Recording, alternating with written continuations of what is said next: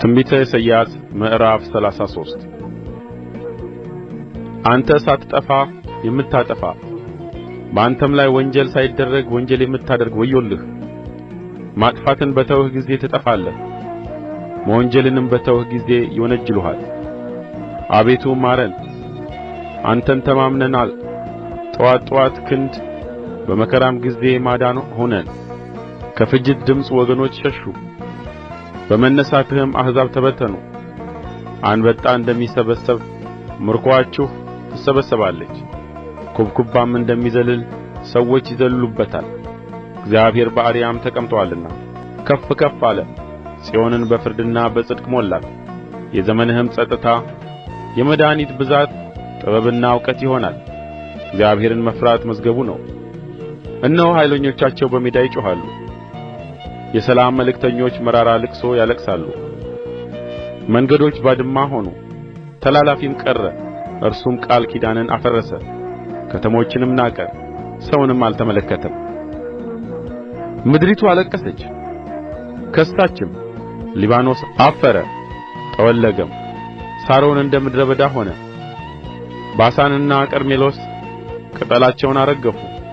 አሁን እነሣለሁ ይላል እግዚአብሔር፣ አሁን እከብራለሁ፣ አሁን ከፍ ከፍ እላለሁ። ገለባን ትፀንሳላችሁ፣ እብቅንም ትወልዳላችሁ። እስትንፋሳችሁ የምትበላቸው እሳት ናት። አሕዛብም እንደ ተቃጠለ ኖራ ተቈርጠውም በእሳት እንደ ተቃጠለ እሾህ ይሆናሉ። እናንተ በሩቅ ያላችሁ የሠራሁትን ስሙ፣ እናንተም በቅርብ ያላችሁ ኃይሌን እወቁ። በጽዮን ያሉ ኃጢአተኞች ፈሩ። መንቀጥቀጥ ዝንጉዎችን ያዘ። ከምትበላ እሳት ጋር መኖርን የሚችል ከእኛ ማን አለ? ለዘላለም ከምትነድድ እሳት ጋር መኖርን የሚችል ከእኛ ማን አለ? በጽድቅ የሚሄድ ቅን ነገርን የሚናገር በሽንገላ የሚገኝ ትርፍን የሚንቅ መማለጃን ከመጨበጥ እጁን የሚያራግፍ ደም ማፍሰስን ከመስማት ጆሮቹን የሚያደነቁር ክፋትንም ከማየት ዓይኖቹን የሚጨፍን ነው። እርሱ ከፍ ባለ ስፍራ ይቀመጣል፣ ጠንካራ አምባ መጠጊያው ይሆናል። እንጀራም ይሰጠዋል፣ ውኃውም የታመነች ትሆናለች።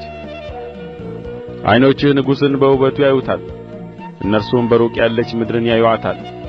ልብህም ጸሐፊ ወዴት አለ? መዛኝስ ወዴት አለ? ግንቦቹንስ የቈጠረ ወዴት አለ ብሎ የሚያስፈራ ነገር ያስባል። ጨካኝን ሕዝብ ቋንቋው ለማስተዋል ጥልቅ የሆነውንና አንደበቱ ለማስተዋል ጸያፍ የሆነውን ሕዝብ አታይም።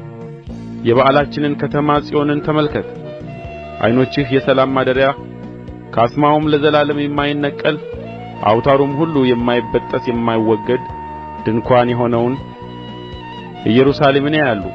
እግዚአብሔር በዚያ የሰፉ ወንዞችና የመስኖች ስፍራ ሆኖ ከእኛ ጋር በግርማ ይሆናል። የሚቀዘፉ መርከቦች አይገቡባትም፣ ታላላቆችም መርከቦች አያልፉባትም። እግዚአብሔር ፈራጃችን ነው፣ እግዚአብሔር ሕግን ሰጪያችን ነው። እግዚአብሔር ንጉሣችን ነው፣ እርሱ ያድነናል።